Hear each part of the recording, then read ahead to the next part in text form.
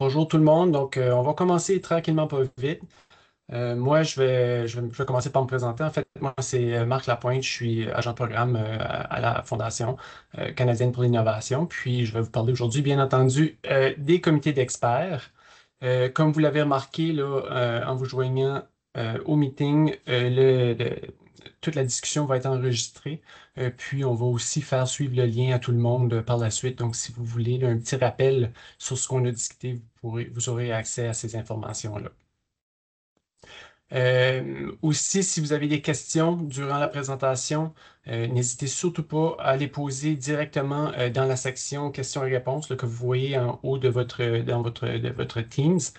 Donc, on a l'équipe là, qui est disponible, là, qui va commencer tout de suite à répondre à vos questions au fur et à mesure que vous les posez. Sinon, à la fin de la présentation, on va libérer du temps, là, puis vous pourrez poser des questions là aussi de vive voix si vous le voulez. Donc, si on est prêt, on va maintenant commencer. Donc, merci tout le monde d'avoir vraiment pris le temps de venir écouter nos conseils sur les comités d'experts, le déroulement des comités d'experts. Donc, tout d'abord, pour ceux qui nous connaissent un peu moins, euh, la Fondation canadienne pour l'innovation a comme mandat de verser des contributions financières aux universités, aux collèges, aux hôpitaux de recherche et aux établissements de recherche à but non lucratif pour, bien entendu, leur permettre d'acquérir de l'infrastructure de recherche et d'accroître leur capacité à mener des activités de recherche de grande qualité. Donc, aujourd'hui, on va discuter du budget, des objectifs du concours, du Fonds d'innovation 2025, de l'échéancier, de l'échelle d'évaluation, des différents volets qu'on a introduits au concours. On va parler des critères d'évaluation. On va regarder rapidement une proposition. Puis ensuite, on va discuter des comités d'experts. Donc, c'est quoi les rôles et responsabilités de chacun, puis la logistique là, telle quelle des réunions et comment ça va se dérouler. Donc, tout d'abord, les budgets et objectifs du concours. Nous, on fonctionne, on a un modèle de financement tel qu'on finance 40 des coûts admissibles d'un projet d'infrastructure de recherche. Donc, normalement, les établissements, les applicants vont aller chercher un autre 40 pour couvrir les coûts totaux de leur projet aux provinces où se trouvent leurs établissements respectifs. Puis, chacune de ces provinces aura ses propres démarches là, pour obtenir ce 40 de financement-là. Puis ensuite, le dernier 20 pour couvrir les coûts totaux du projet vont être contribués soit par les établissements eux-mêmes, soit par des contributions de partenaires là, publics, privés, des entreprises, etc. Donc, en plus du 40 des coûts admissibles à un projet, si un projet est financé, on va aussi donner automatiquement un 30 de ce montant-là à travers le biais du Fonds d'exploitation des infrastructures. Et puis ça, ce montant-là va être attribué seulement pour des coûts d'exploitation et de maintenance pour aider justement les demandeurs à maintenir leurs infrastructures qu'ils vont avoir achetées et installées. Donc, en termes du budget et des objectifs du concours, on a comme budget 425 millions qu'on va fournir en infrastructure de recherche. Donc, ça, c'est la contribution de nous, la Fondation canadienne pour l'innovation. Puis, comme je l'ai mentionné, il y a un 30 de ce montant-là, donc 127,5 millions, qui va être attribué au Fonds d'exploitation des infrastructures. On a trois grands objectifs pour le concours, donc de soutenir des programmes de recherche ou de développement technologique qui vont être concurrentiels sur la scène internationale, et ça grâce à une participation équitable des experts et des expertes au sein des équipes. On veut aussi renforcer la capacité des établissements à mener des programmes de recherche ou de développement technologique pendant la durée de vie utile de l'infrastructure.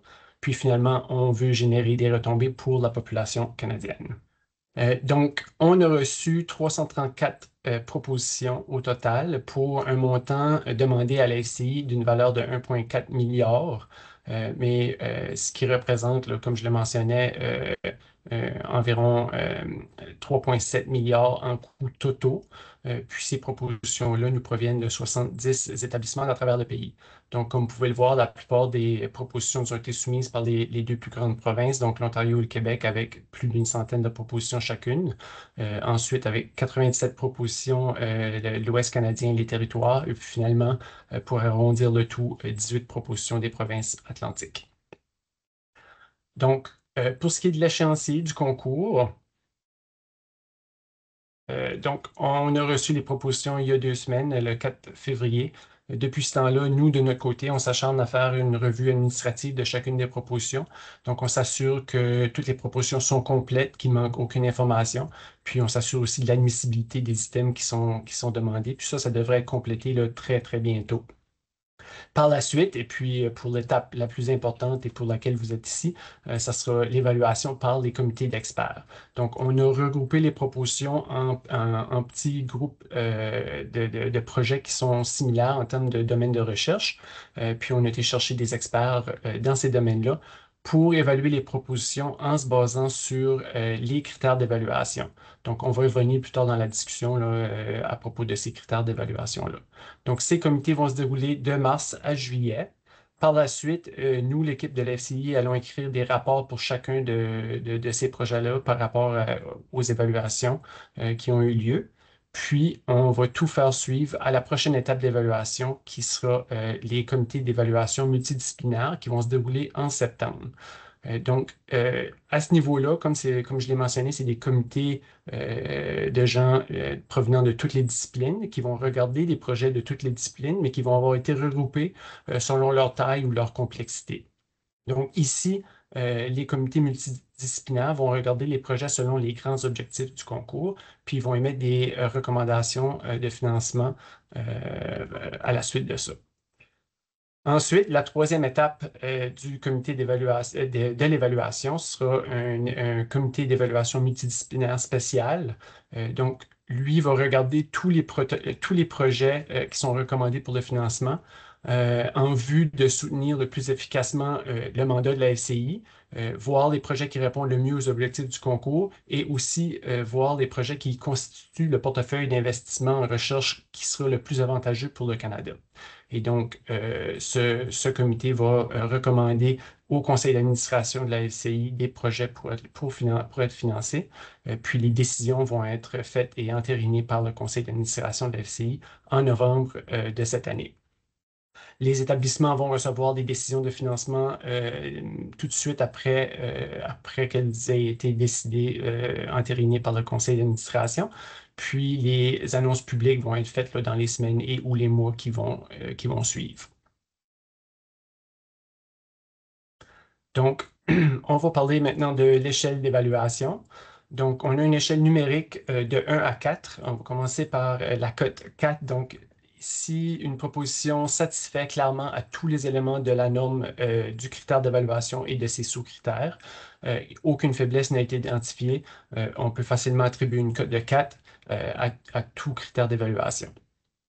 Si les comités d'experts voient dans la proposition des faiblesses mineures ou des omissions mineures, quelque chose qui pourrait être facilement corrigé par l'équipe de recherche, ou bien s'il y a ou ou s'il y a quelques faiblesses, mais il y a beaucoup plus de force qui l'emporte sur les faiblesses, on pourrait facilement voir une cote de 3, donc qui satisfait dans une large mesure à la norme du critère d'évaluation.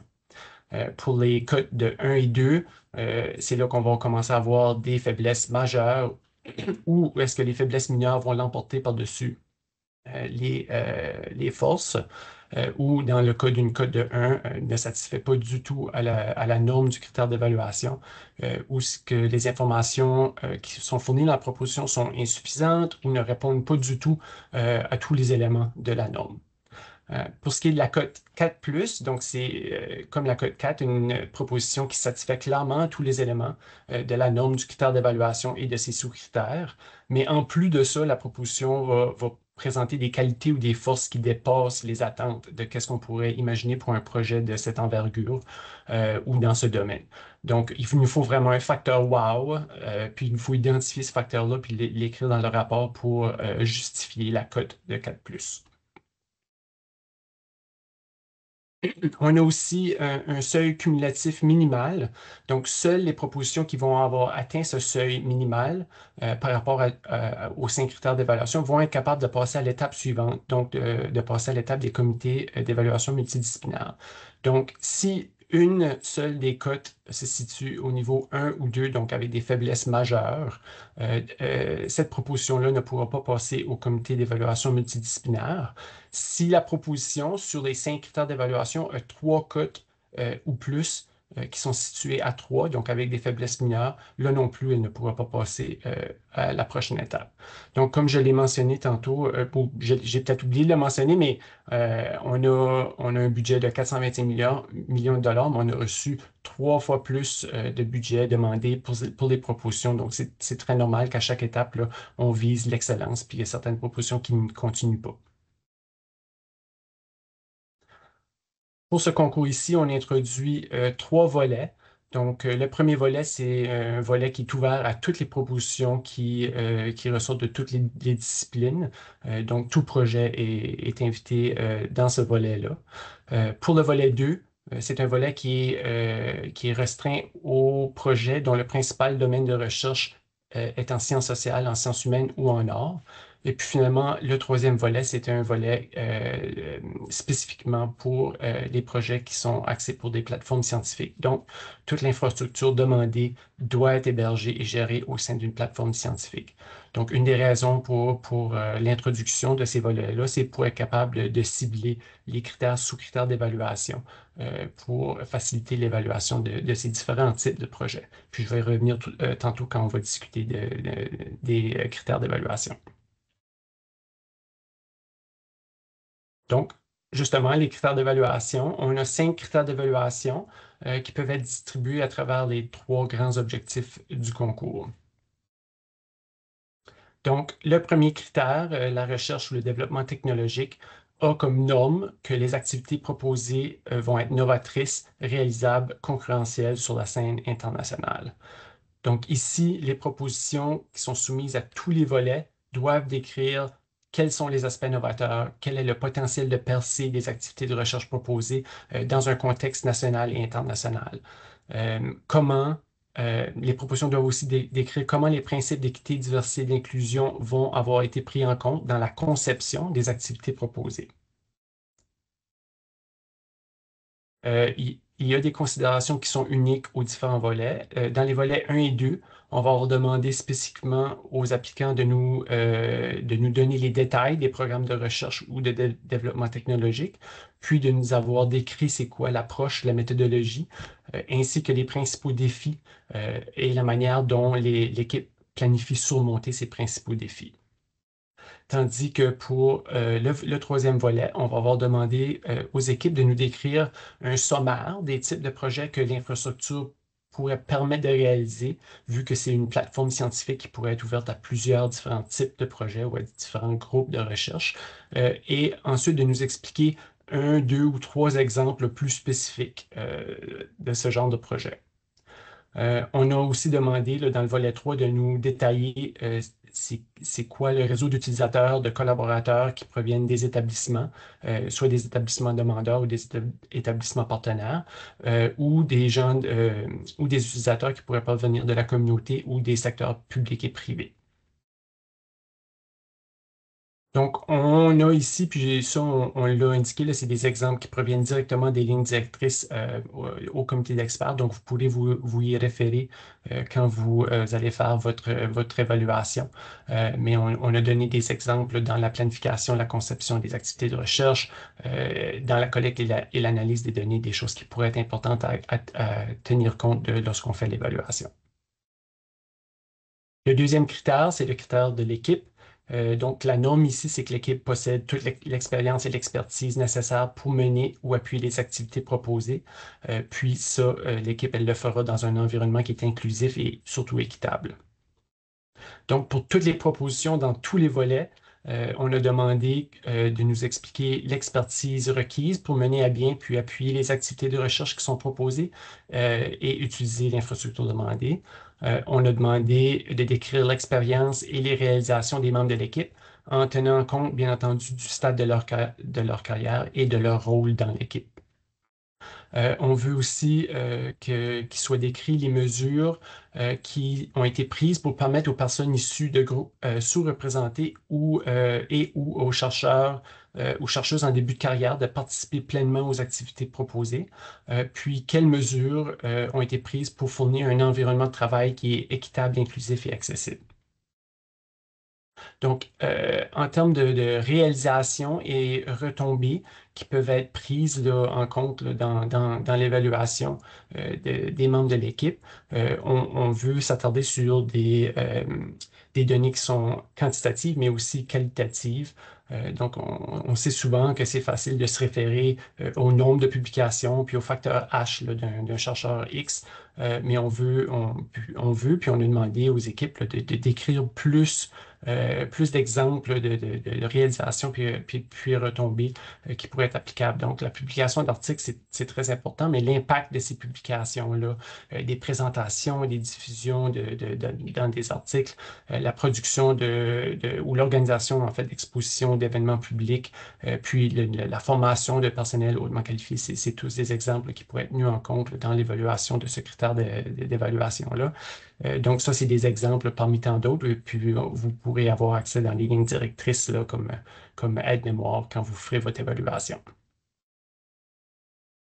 Puis de même, là, les mesures qui sont fondées sur des données probantes qui sont prises pour permettre aux gens issus de groupes sous-représentés, puis aux chercheurs, chercheuses en début de carrière, ou qui sont prises pour fournir un environnement de travail équitable, inclusif et accessible. On a essayé de donner quelques exemples de pratiques concrètes à quoi ça pourrait ressembler. Donc, vous pourrez avoir ces exemples-là là, en tête lorsque vous ferez votre évaluation, lorsque ça arrive à ces sous-critères-là.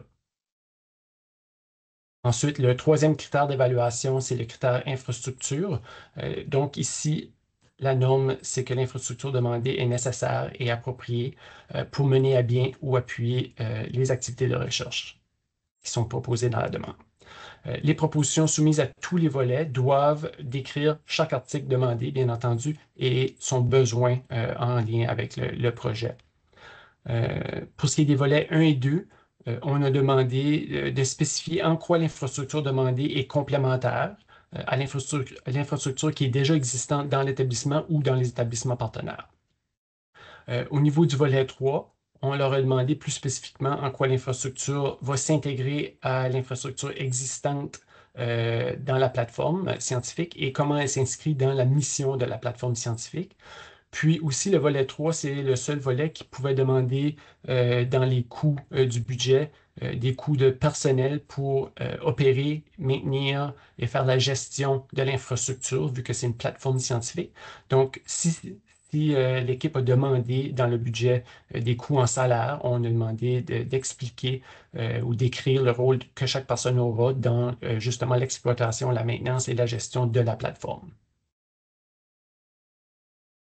Pour le quatrième critère d'évaluation, la pérennité, la norme est que l'infrastructure sera bien gérée, accessible et utilisée de façon optimale pendant, bien entendu, toute sa durée de vie. Donc, toutes les propositions sous tous les volets doivent décrire comment l'infrastructure va être exploitée et entretenue, comment l'infrastructure va être utilisée de façon optimale. Par exemple, est-ce qu'il y a une politique d'accès?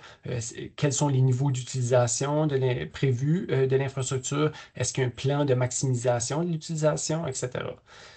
On a aussi demandé de décrire les mesures qui vont être prises pour garantir un accès équitable et inclusif à l'infrastructure, puis comment les données vont être gérées, comment les données qui vont être générées vont être gérées de manière sûre et éthique. Donc, est-ce qu'il y a de l'anonymisation des données, etc. Puis finalement, on va avoir demandé quels sont les coûts d'exploitation et de maintenance qui sont prévus pour l'infrastructure et quelles sont les sources de revenus qui vont être capables de financer ces coûts. Finalement, le dernier critère d'évaluation, donc les retombées. Ici, la norme est que l'équipe et les partenaires ont un plan bien défini pour transférer les résultats de leurs activités, des activités proposées, puis de mobiliser les connaissances générées. Les résultats vont être susceptibles de générer des retombées pour la population canadienne. Donc, toutes les propositions sous tous les volets doivent démontrer retombées vont ressortir des activités proposées et leur importance. Doivent aussi décrire quelles sont les éventuelles voies de transfert des résultats vers les utilisatrices, les utilisateurs finaux ainsi que les partenaires. Doivent aussi prendre en compte des principes d'équité et d'inclusion par rapport aux personnes ou aux communautés susceptibles d'être affectées par les activités proposées. On peut facilement imaginer là, des projets de recherche là, qui travaillent avec des communautés autochtones, donc comment les résultats ou les bénéfices de ces projets de recherche-là pourront affecter les personnes ou les communautés affectées ou étudiées. Euh, on a aussi demandé dans les propositions de décrire la formation offerte au personnel hautement qualifié, puis d'avoir intégré des principes de diversité, d'équité dans les programmes de formation et de mentorat. Donc, en général, comme on le sait tous, les retombées de la recherche peuvent être très variées, dépendamment des domaines, dépendamment des projets de recherche. On a essayé de décrire dans les lignes directrices là, pour les experts des exemples de différents types de retombées qui pourraient se produire dépendamment les domaines de recherche. Donc, vous pourrez aussi avoir ça à l'œil lorsque vous évaluez ce critère d'évaluation. Donc, pour ce qui en est de l'application de l'échelle aux critères d'évaluation, on a préparé quelques petits exemples là, pour chacun des critères pour vous donner un aperçu de à quoi on pourrait s'attendre comme cote dans un exemple bien défini. Donc, tout d'abord, si on regarde un projet au niveau du critère d'évaluation de la recherche ou du développement technologique. Donc, cette proposition ici, cet exemple, contient 4 thèmes de recherche. Il y a 3 des thèmes qui sont adéquatement décrits, très bien décrits, mais le 4e thème, quant à lui, est mal décrit. On ne comprend pas nécessairement exactement qu'est-ce qui va se passer sur le plan scientifique pour ce 4e thème-là. Donc ici, les sous-critères où on pourrait indiquer cette faiblesse sont, par exemple, dans le détail du programme de recherche ou développement technologique. Donc, si ça n'a pas bien été indiqué, ça pourrait être une faiblesse à ce niveau-là. Ça pourrait être aussi une faiblesse au niveau de comment ils ont décrit l'approche ou comment ils n'ont pas décrit l'approche, la méthodologie ou même les principaux défis du projet, ou ça pourrait être une faiblesse au niveau des aspects novateurs, puis le potentiel de percer des activités proposées.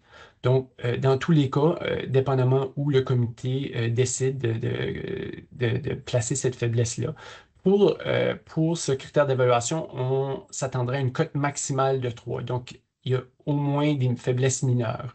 Le comité peut en discuter pour voir si ça constitue en fait même des faiblesses majeures, dépendamment de comment les thèmes sont décrits dans la proposition. Maintenant, un exemple pour l'équipe. Donc, cet exemple de proposition, c'est une proposition qui est soumise par une équipe de renommée internationale qui a un historique d'excellence en matière de recherche. Donc, collectivement, l'équipe semble avoir l'expertise nécessaire pour mener à bien toutes les activités de recherche. Par contre, dans la proposition, l'équipe a indiqué qu'un élément clé du projet, c'était de mettre en marché un nouveau produit.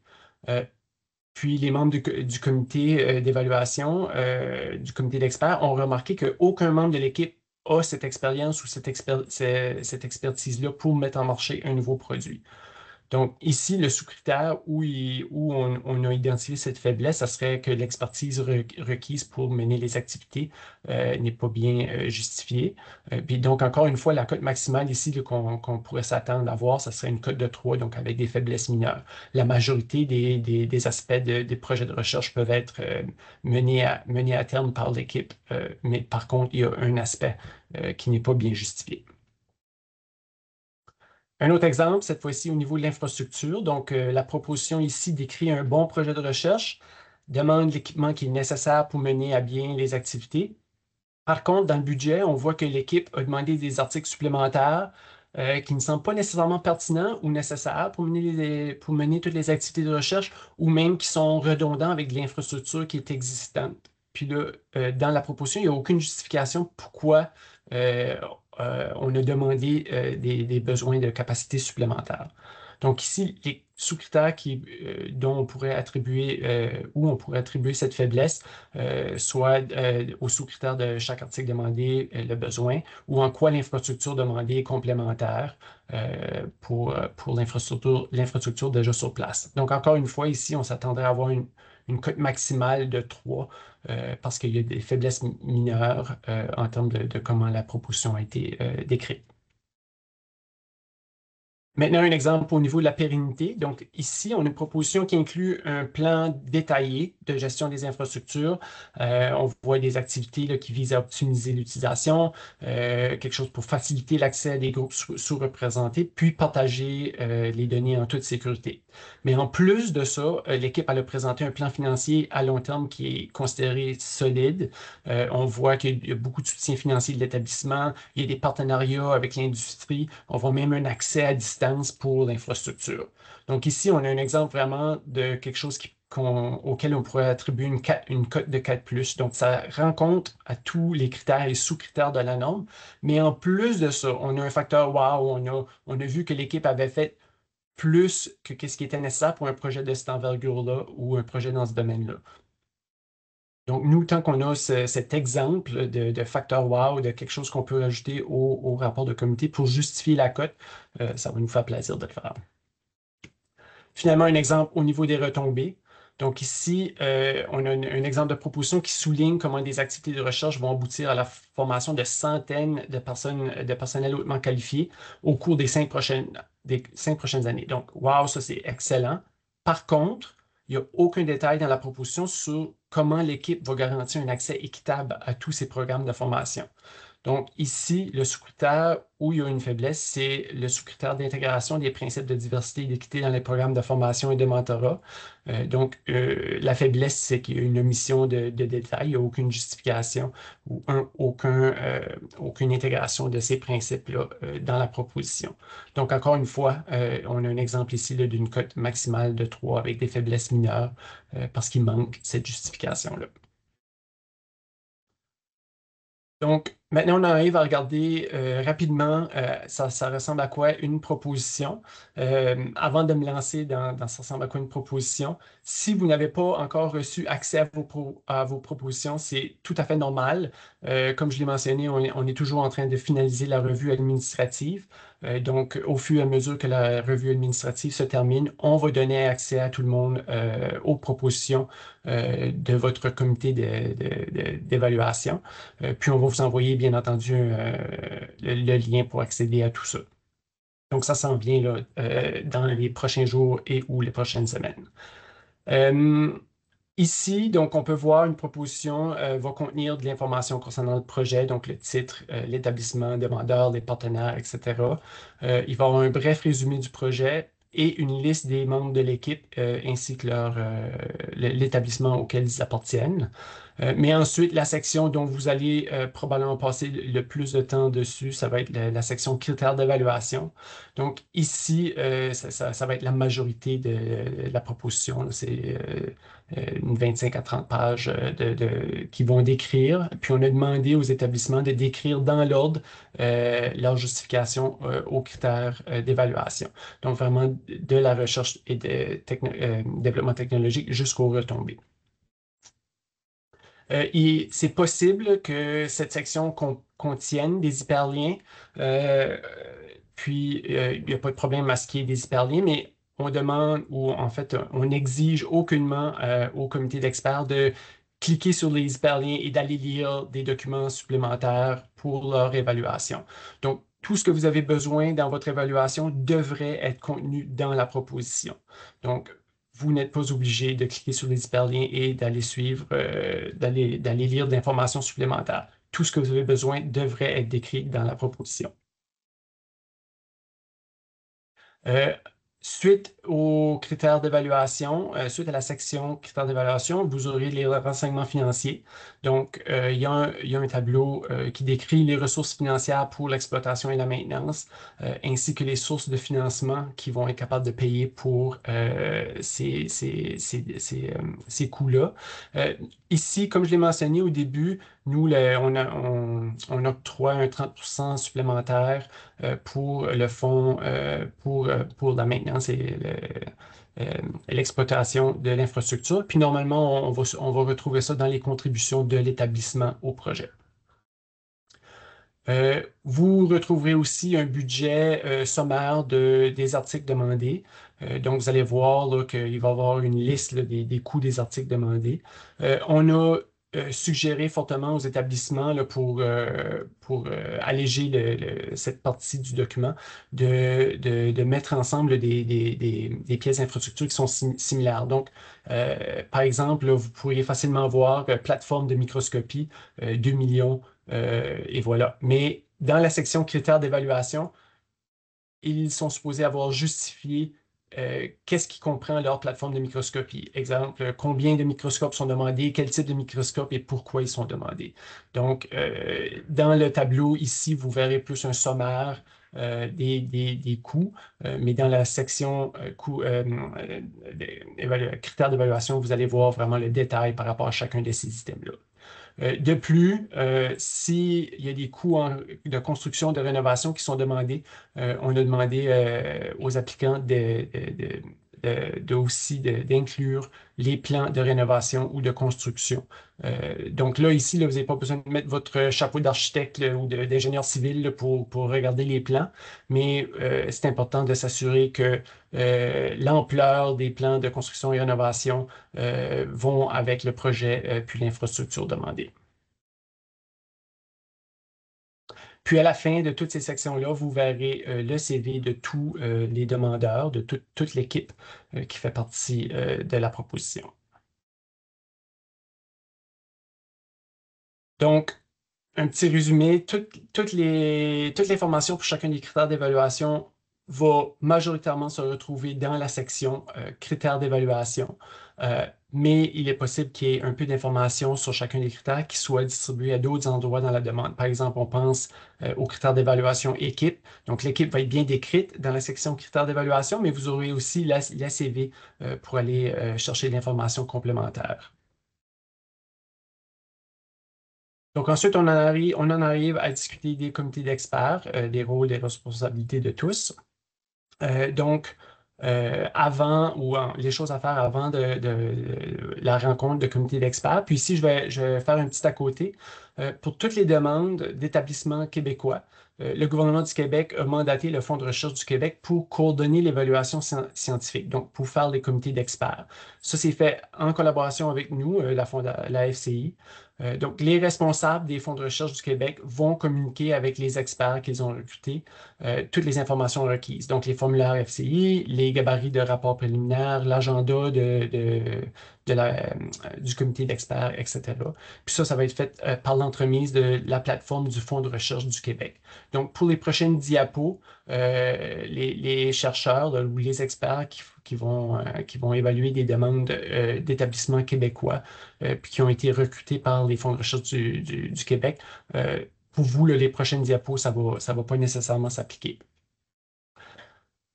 Donc, pour ceux qui ont été recrutés directement par nous pour faire partie des comités d'experts là, qui sont gérés par la FCI, donc la première chose à faire, là, ça va être d'activer votre compte SGCF. Donc, le SGCF, là, vous avez sûrement reçu le lien pour votre compte.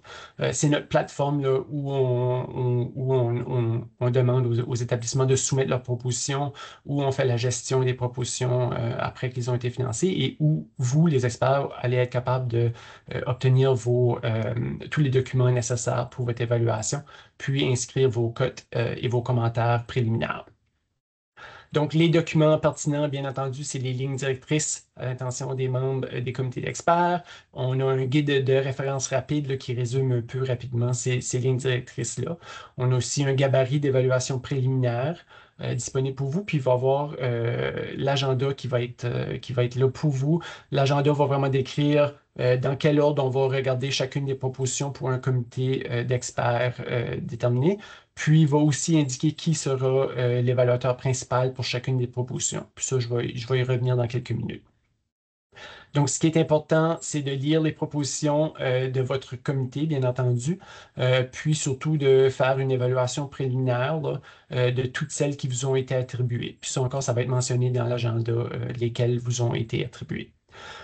On va demander à tous les experts de soumettre des évaluations préliminaires de leurs propositions au moins une semaine avant la rencontre dans le SGCF.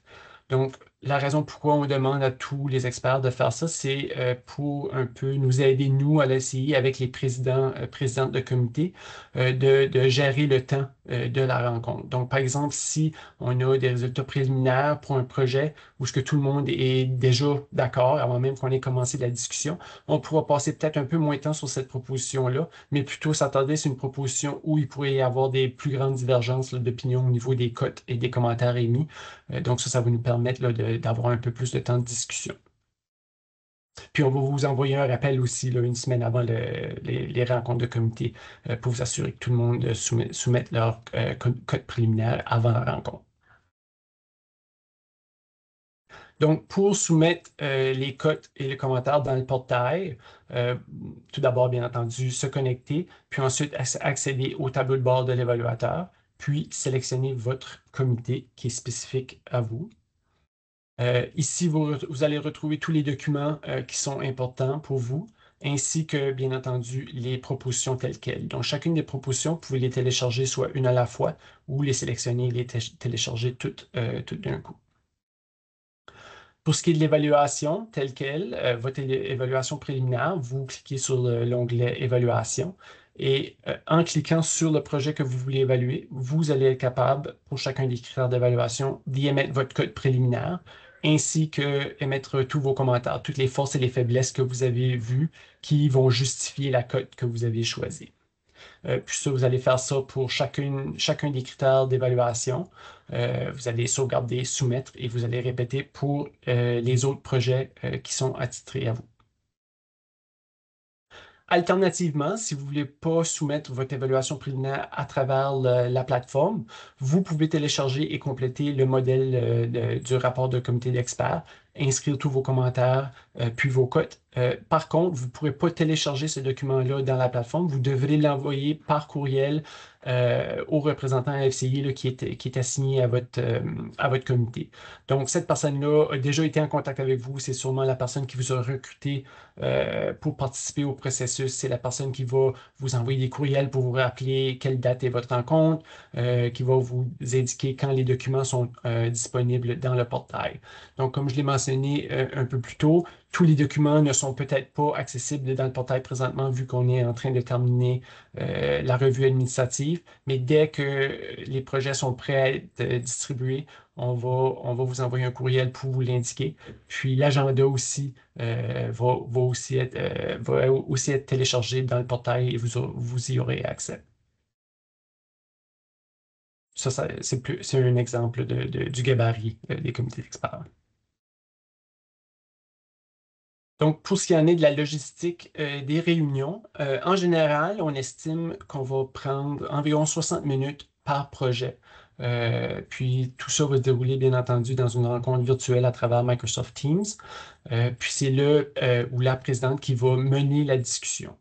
Donc, normalement, comment on procède? Le président ou la présidente va demander à l'évaluateur principal de fournir un bref aperçu de la proposition puis ensuite de discuter du premier critère d'évaluation. Donc, l'évaluateur principal pour donner sa cote préliminaire, puis ensuite les forces et les faiblesses où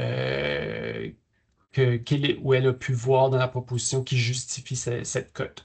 Ensuite, le président va demander aux autres membres qui ont été assignés à cette proposition-là de partager les informations supplémentaires ou les points de vue divergents par rapport à ce premier critère d'évaluation-là. Donc ici, là, vraiment pour sauver du temps, on demande aux évaluateurs si on est d'accord avec tout ce qui a été mentionné par l'évaluateur principal. On peut juste dire, moi, je suis d'accord avec tout ça. Par contre, j'aimerais rajouter telle force ou telle faiblesse, ou moi, je suis pas d'accord avec telle faiblesse, j'aimerais ça qu'on en discute, puis c'est le moment d'en discuter. Puis finalement, le président ou la présidente va ouvrir la discussion au reste du comité, donc tous les gens qui font partie du comité, même s'ils n'ont pas été assignés la proposition, s'ils l'ont lu, puis s'ils veulent partager ou s'ils veulent poser des questions, c'est le moment. À la suite de ces délibérations-là, le président ou la présidente va vraiment résumer les forces et les faiblesses qui ont été identifiées, puis va aider le comité à parvenir à une cote consensus pour attribuer à ce critère d'évaluation-là avant de passer au deuxième critère d'évaluation. Encore une fois, je l'ai mentionné, puis c'est la chose la plus importante là, à ce niveau-ci, c'est que les cotes doivent refléter fidèlement les forces et les faiblesses qui ont été identifiées en cours de route pour chacun des critères. Donc, c'est très normal aussi que nous, membres de personnel de la FCI, interrompent pour demander, pour ce sous-critère-là, il y a personne qui a mentionné avoir vu des forces ou des faiblesses. Est-ce qu'on pourrait en discuter? Parce que pour les rapports de comité d'experts, nous, on veut s'assurer d'avoir des commentaires pour chacun des sous-critères et tous les critères d'évaluation. Donc, en termes de pratique exemplaire, bien entendu, comme je l'ai mentionné tantôt, on veut que vous preniez compte là, des mesures qualitatives et quantitatives, mettre l'accent sur le contenu scientifique, puis sur la qualité ou l'ampleur des retombées, puis prendre en considération là, un plus large éventail de retombées et de contributions académiques conformément aux meilleures pratiques là, présentement. Euh, on vous invite là, à utiliser toute l'échelle d'évaluation, donc ne pas hésiter là, s'il y a des faiblesses là, à aller vers une cote de 3, de 2, même de 1 si les faiblesses sont majeures. Puis, dans vos rapports préliminaires, là, ne pas hésiter là, à vraiment y aller le force-faiblesse pour justifier vos cotes. Le but de ces comités-là, c'est bien entendu d'atteindre un consensus. Donc, on va s'assurer en comité là, d'avoir une cote qui est équitable puis qui reflète vraiment les commentaires de tout le monde. Puis, on va s'assurer aussi là, de porter attention aux commentaires puis aux cotes des autres membres de comité, surtout des forces et des faiblesses qu'ils vont avoir identifiées. Donc, cette information-là qui est générée à l'aide de vos commentaires préliminaires, mais surtout à l'aide des discussions durant le comité, vont être utilisées pour écrire les rapports de comité, donc les rapports consensuels. Ces rapports-là vont inclure les cotes consensus pour chaque critère d'évaluation, puis les commentaires qui reflètent les forces et les faiblesses qui ont été identifiées.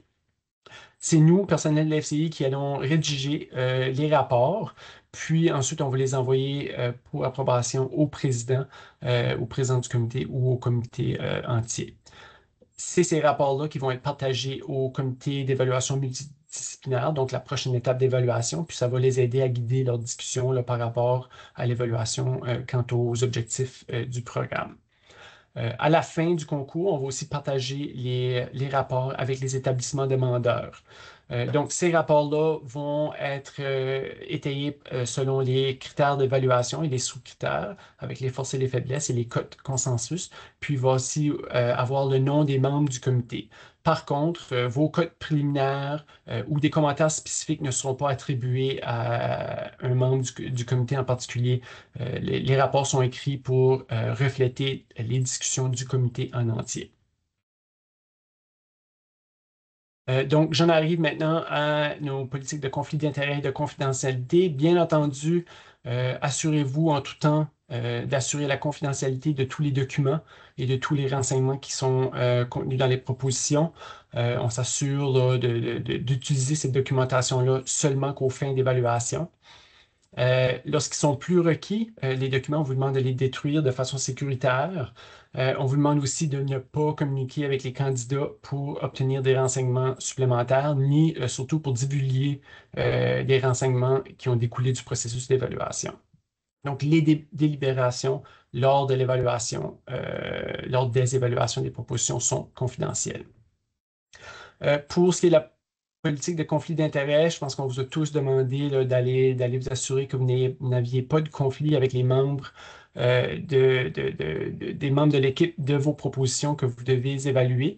Par contre, en lisant la demande, la proposition avec plus de détails, vous allez peut-être voir que vous êtes en fait en conflit avec quelqu'un dans l'équipe. Par exemple, vous avez publié avec une personne mentionnée dans la proposition dans les 6 dernières années. Donc, si vous apercevez en lisant vos propositions que vous avez un conflit ou que vous pensez peut-être qu'il y a apparence de conflit, je vous invite là, à écrire tout de suite là, à votre personne contact à la FCI pour discuter de ça. Donc, si vous avez un conflit avec une proposition, ça peut ne pas vous empêcher d'évaluer les autres propositions dans votre comité.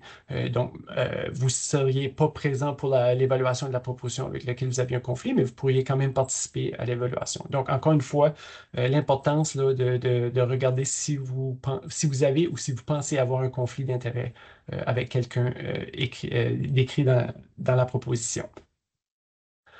Donc, tout ça, ça m'apporte à ma dernière diapo. Ici, on a l'adresse générique du fonds, donc vous pouvez écrire n'importe quelle question, commentaire directement à cette adresse-là. Mais je vous invite aussi là, à communiquer directement avec la personne contact à la FCI là, qui vous a invité à participer au comité d'experts ou qui va vous envoyer les informations nécessaires par rapport à vos évaluations. Ces personnes-là là, sont assignées à vos projets, ils vont être là pour les comités d'experts et pour rédiger les rapports. Puis ça va très certainement leur faire plaisir de répondre à vos questions ou même de vous appeler là, pour discuter de vive voix là, s'il y a des choses dont vous voulez discuter. Donc, sur ça, ça va terminer ma présentation. Je pense que si vous aviez des questions au cours de route, vous les avez sûrement posées et elles ont sûrement été répondues dans la section questions et réponses. Mais si des questions, s'il reste des questions et si vous voulez les poser de vive voix, vous pouvez tout de suite là, lever votre main, puis on va y aller dans l'ordre. Je vais vous laisser activer votre micro, puis vous pourrez votre question. Puis on va répondre à toutes vos questions.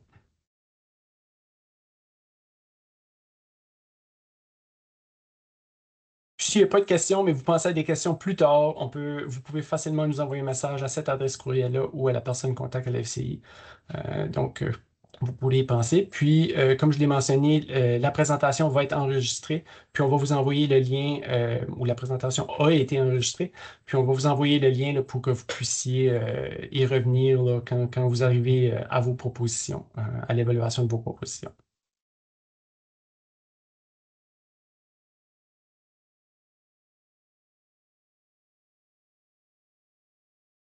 Donc, je ne vois pas de questions.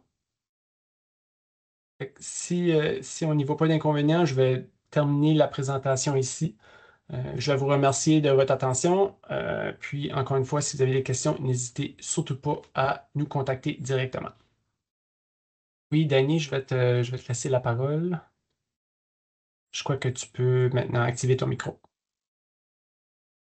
Marc, c'est une erreur. Je voulais juste te remercier. Mais si c'était possible d'ajouter le contact du FRQ dans l'adresse courriel à la fin pour comme point d'information pour Effectivement, les oui. experts qui sont coordonnés, pour les demandes qui sont coordonnées, puis les Oui. experts coordonnés par le Fonds de recherche du Québec, ce serait bien. Ah oui, non, non, c'est un très bon point. Oui, effectivement, on va rajouter l'adresse courriel du FRQ. Parfait, merci. De rien. Jean-François? Oui, merci Marc.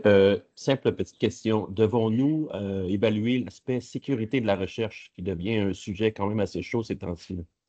Non, non, il n'y a aucun besoin d'évaluer Merci. l'aspect sécurité de la recherche.